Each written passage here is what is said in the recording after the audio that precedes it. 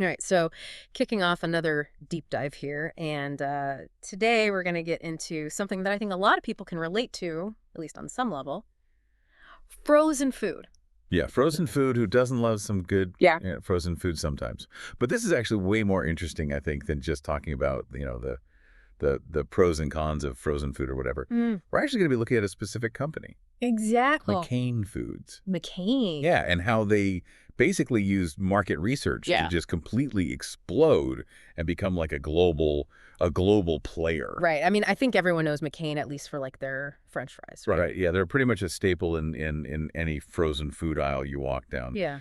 But they didn't just get there by chance or just, luck, right? Like Mm. there was some serious strategy involved. Yeah, there was a method to the madness, for Yeah. sure. And that's what we're going to be looking at today. So we're going to be pulling a lot from this article, actually, called How McCain Used Market Research to Expand the Frozen Food Market. Right. And it's by Cognitive Market Research. And they published it really recently, March 12th of this year, so 2025. Yeah, super fresh. Super fresh research. A lot off the presses. But, I think what we're going to uncover here is going to be relevant to basically anyone listening. It's like whether you are prepping for some big meeting at work, maybe you're just curious about how businesses strategize, how these big companies operate, or maybe you just like frozen food and you want to know like how McCain became so huge.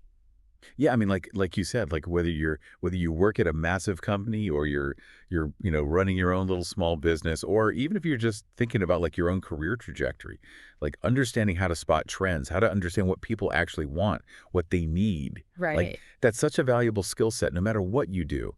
And it can be applied to so many different areas. So I think there are going to be some really, really interesting takeaways here for everyone. Yeah, and like you said, McCain, they didn't just like throw a dart at a board and decide, "Hey, let's make frozen pizzas now." They did their research, they figured out what was going on in the market, they understood their customers, and that's really how they were able to like target their efforts and really just make those smart decisions that led to growth. Yeah, exactly. And I think what's really cool is we're going to see how they did that in a bunch of different ways, right? Yeah. Yeah. Like it's not just about coming up with a product. It's about convenience. It's about health. It's about health Gain. sustainability. They're thinking about all these different factors and how they can weave them into Yes. their overall business strategy. Exactly. So, yeah, I think it's going to be a really fascinating look under the hood of this company and how they operate. Okay, so let's start with this whole idea of convenience, right? The article talks about McCain recognizing this growing need for convenience in the food market. But what does that actually mean? Yeah, I mean, it seems pretty obvious on the surface, right? Like people are busy. They want meals that are quick and easy to prepare. Yeah, especially these days, it feels like everyone's, running around. Right, exactly. Like the world is just speeding up. Yeah. But I think what's really insightful here is how McCain went beyond just that surface level understanding. Mm-hmm. They really dug deep to understand the why behind that need for convenience. Like, Mm. why are people so time crunched? What are the underlying factors driving that trend? Right. What are the real pain points that people are experiencing? Exactly. So, their market research likely involved a lot more than just simple surveys asking, do you want quicker meals? Right. They were probably looking at demographic data, lifestyle trends, analyzing how people are actually spending their time, what the daily routines look like. Yeah, So it's not just we're busy, it's like understanding the specifics of that busyness. precisely. Yeah. And I think that's what allowed them to see that this demand for convenience wasn't just some fleeting trend, but like a fundamental shift in how we live our lives. Mm-hmm. And that's really important for a company to understand because it means that, this need is going to be around for the long haul. It's not going away anytime soon. So it's like a long-term play, not just a, flash in the pan kind of thing. Exactly. Okay, so they've identified this need, this core need. Right. What did they actually do about it? Well, they didn't just, slap a quick and easy label on their existing products and call it a day. Right. They actually went back to the drawing board and started expanding their product portfolio in some pretty strategic ways. Mm-hmm. So they started offering a much wider variety of frozen meal options, Okay. things that could literally be popped in the oven or the microwave and ready to eat in minutes. Makes sense. And they also broadened their snack offerings, Mm-hmm. things that were portable, convenient for on-the-go snacking. But what's crucial here is that they didn't sacrifice taste or at least the perception of healthiness. in the pursuit of convenience. Right. They didn't just like, throw together some mystery mush and call it a meal. Right, exactly. Yeah. They wanted to make sure that these convenient options were still appealing and relatively wholesome. Right. Because let's face it, if your quick meal tastes like cardboard, you're not going to go back for more. Yeah, no matter how busy you are. Exactly. So they had to find that balance between speed and quality. Right. And I think they also had to like kind of change the perception of frozen food Oh, absolutely. because for a long time it had this reputation of being like, bland and unhealthy. Right. Yeah, the TV dinner stereotype. Exactly. Yeah. So they had to convince people that frozen food could actually be both convenient and delicious. Right. And I think they did a pretty good job of that because Mm. if you look at their products today, they use high quality ingredients, they focus on flavor. They've really elevated the frozen food game. Okay, so they're really hitting that convenience angle hard. Yeah. But then you have this other huge trend that's been growing for years now, which is the whole focus on health and wellness. Right. Exactly. And that seems like it could potentially clash with the image of frozen food. Yeah, I mean, for a lot of people, healthy eating means, fresh ingredients, home-cooked meals. Yeah. Farmers markets, all that. Exactly. Yeah. So how did McCain reconcile those two things, like convenience on one hand and then this demand for healthier options on the other? Well, this is where their market analysis really shines. Mm-hmm. They didn't just ignore Yeah. this trend towards healthier eating. Okay. They actually embraced it. They recognized that consumers were becoming so much more aware of what they were putting in their bodies. Right, reading labels and thinking about ingredients and all that. Exactly. And that wasn't just a fringe group anymore. This was becoming mainstream. Mm-hmm. So they realized they needed to adapt if they wanted to stay relevant and capture that segment of the market. So what did that adaptation look like? Did they just start like throwing the word healthy on all their packaging? It was way more than just a marketing spin. Okay. They actually invested a lot in product reformulation. Okay. So they made a conscious effort to reduce the sodium content in their products. Mm. They started phasing out artificial additives and preservatives, Mm-hmm. and they really started emphasizing the use of natural and more recognizable ingredients. Right. So like things that people could actually pronounce when they looked at the ingredients list? Exactly. And this wasn't just about, tweaking a recipe here or there. This was about changing their entire approach to food production. Right. It sounds like a pretty big shift. It was, and it probably wasn't cheap, but it was a necessary investment if they wanted to stay competitive and meet those changing consumer demands. So it's like they were putting their money where their mouth was. Yeah, exactly. And it wasn't just about tweaking existing products. Mm. They also started expanding their product lines to include more options that were specifically geared towards health-conscious consumers.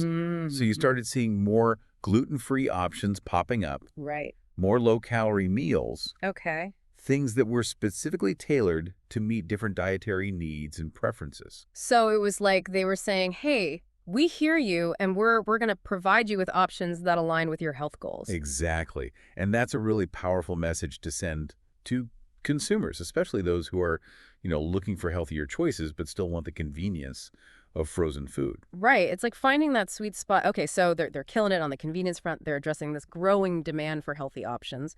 But we live in a globalized world, right? Right. And food culture is so diverse. Yeah. So how did McCain approach this challenge of catering to all these different tastes and cultural nuances around the world? Yeah, this is where their localized approach to market research becomes really key. Hmm. They recognized that you can't just take a product that sells well in one country and expect it to do the same in another. Right. People's tastes vary wildly. Yeah. And food is so tied to culture and tradition. Right. So McCain knew that they needed to understand those nuances in order to be successful on a global scale. Okay, so how did they go about doing that? Well, they invested heavily in conducting targeted market research in different regions around the world. Okay. So they were going beyond just like broad demographic data. Right. They were actually getting into the nitty-gritty of local food preferences, cultural traditions, really understanding the subtleties of what people in different regions like to eat and how they like to prepare their food. Right. So like what are the spices that are popular in this region? What are the traditional dishes? Exactly. Yeah. And how do people typically eat at home? What are their mealtime routines? Yeah. All of that kind of stuff. So it's like really painting a detailed picture of the local food culture. Right. And this kind of research allowed them to tailor their products and their marketing strategies to each specific region. The article gives a really good example of this with their strategy in India. Can you talk a little bit about that? Yeah, so India is a great example because it's a market with really distinct and strong flavor profiles. Right. It's known for its spices and bold flavors. Exactly. Hmm. So when McCain went into India, they didn't just try to sell their, standard Western style French fries and potato products. Hmm. They knew that wouldn't fly. Right. So they actually invested in developing a whole new ethnic range that was specifically tailored to the Indian palate. Okay.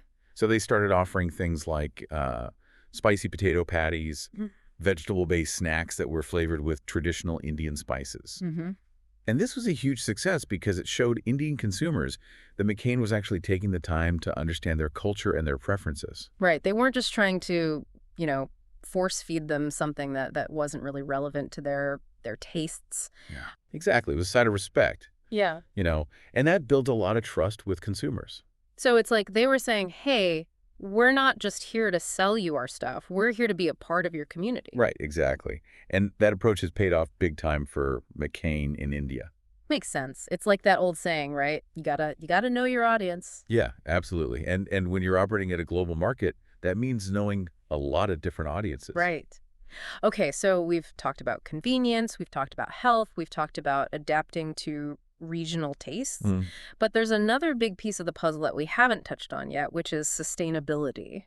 Right. And this has become such a huge factor for consumers in recent years. Yeah, people are way more conscious of the environmental impact of their choices. Right. They're looking at where their food comes from, how it's produced, what kind of footprint it leaves behind. Exactly. So how did McCain factor sustainability into their overall strategy?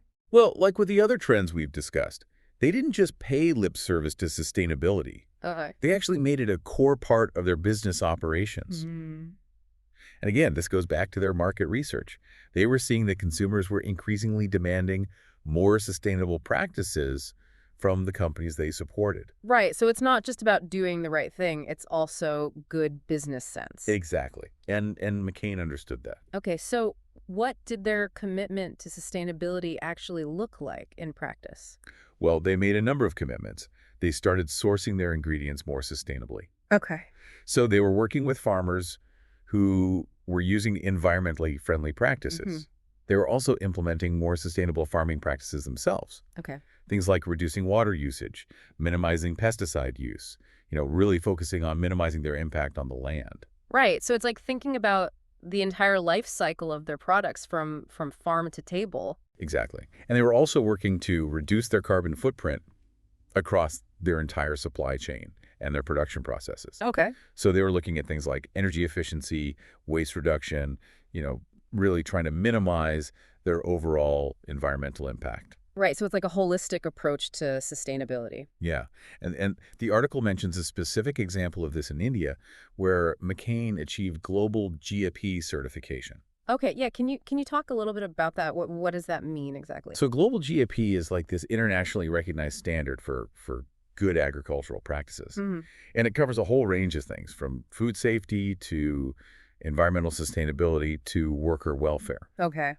So for McCain to achieve this certification in India, it really demonstrates their commitment to operating in a responsible and ethical way. So it's like a third-party validation of their efforts. Exactly. And for consumers who care about sustainability, that kind of certification can be really influential in their purchasing decisions. Mm. Right, because it's not just McCain saying, hey, we're doing good stuff. It's like an independent organization saying, yes, they actually are. Right. It gives them that credibility. Okay, so we've covered a lot of ground here.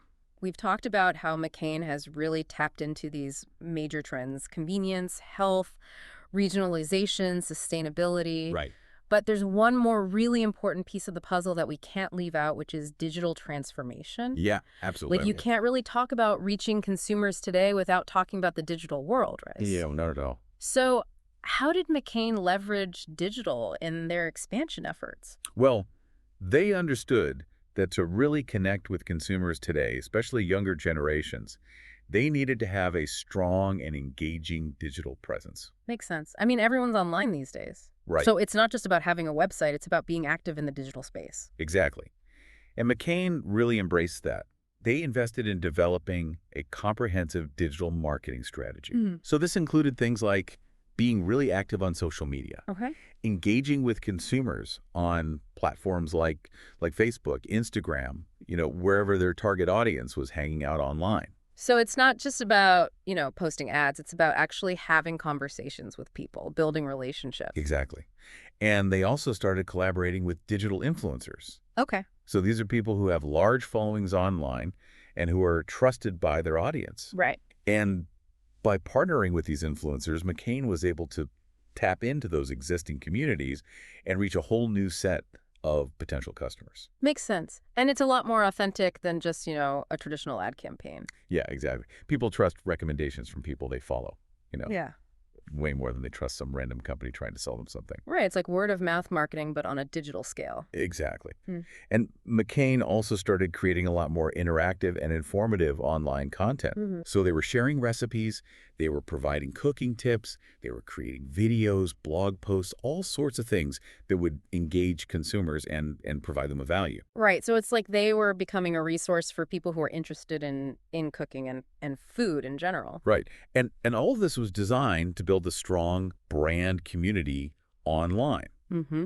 To create a space where people could connect with each other, share their love of McCain products, and provide feedback to the company. So it's like a two-way conversation. Exactly. But digital transformation wasn't just about marketing, right? Okay. They were also using data analytics in some really sophisticated ways. Right. The article talks about that. Yeah. So they were collecting data on consumer behavior online, tracking things like what people were searching for, what they were clicking on, and what they were buying. Right. So like really granular data. Yeah. And they were using that data to tailor their product offerings, to refine their marketing messages, and to personalize the consumer experience. So it's like turning all that online activity into actionable business intelligence. Exactly. And the article mentions a specific example of this with their partnership with Zeph back in 2024. Yeah, I remember reading about that. Can you refresh my memory on what that was all about? Yeah, so Zephyr is a company that specializes in contextual advertising. Mm-hmm. And they partnered with McCain to develop this really targeted ad campaign for the U.S. market. Okay. So essentially what they did was they used Zeph's technology to ensure that McCain's online ads were only shown to people who were actually interested in their products. Okay. So they were targeting people who were watching cooking shows online, who were reading food blogs, who were searching for recipes, people who were already engaged with food content. So it's like they were meeting people where they were at, Exactly. And that's way more effective than just blasting your ads out to everyone and hoping that someone bites. Right. It's about being strategic and really understanding your audience. Yeah. And that partnership was a huge success for McCain. Okay, so we've talked about all these different aspects of McCain's strategy. Right. They've really tapped into these key trends: convenience, health, regionalization, sustainability, digital transformation. But at the end of the day, what were the results? Well, the article makes it clear that McCain's data-driven approach has been incredibly successful. Okay. They've achieved some pretty significant revenue growth, Mm-hmm. and they've expanded their operations to over 160 countries around the world. Wow, that's impressive. It's huge. And that kind of global reach really speaks to the effectiveness of their strategy. Right, it's not just luck that got them there. No, not at all. This was a deliberate and well-executed plan. And it wasn't just one star product carrying that growth, right? Right. They've really diversified their product offerings. Mm-hmm. So they have those convenient meal solutions for busy consumers. Right. They have those health-conscious options for people who are focused on wellness. Mm. And they have those regionally tailored products that are specifically designed for different markets around the world. So it's like they've got something for everyone.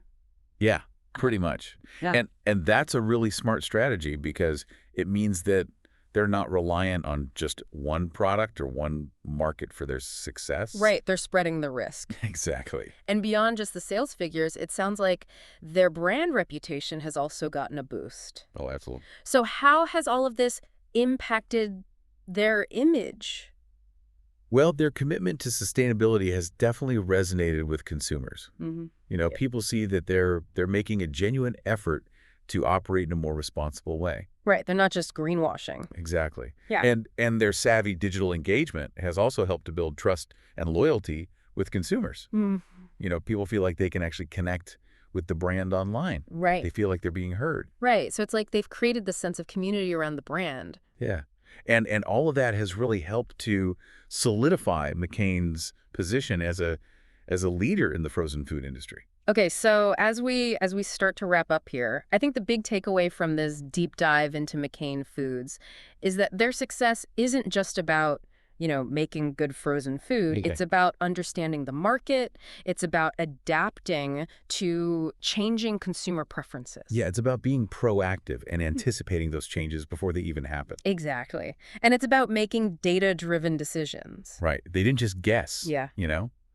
They did their research. They gathered the data. Yeah. And they used that to inform every aspect of their strategy. Right. And I think that's a lesson that really applies to any business, to any industry. Oh, absolutely. It's about understanding your audience. Yeah. It's about meeting their needs. Right. And it's about constantly innovating and evolving to stay ahead of the curve. Yeah, I think that's a really powerful takeaway. And for our listeners, I would challenge you to think about how this applies to your own life, to your own work. What assumptions are you making about your audience? Right. Are you really taking the time to understand their needs, their values, their motivations? Right. And are you using data to inform your decisions? Right. Because, like we saw with McCain, those are the things that can really make the difference between just surviving and truly thriving. Yeah, absolutely. It's all about that deep dive, right? That's why we do this show. Exactly. We want to go beyond the surface level and really uncover those insights that can help us all make better decisions and achieve greater success. Yeah, and I think McCain is a perfect example of how powerful that can be. All right, well, that's going to do it for this deep dive. Yeah. Thanks for joining us, and until next time, keep on diving deep. Yeah, keep learning, keep exploring, and keep challenging those assumptions.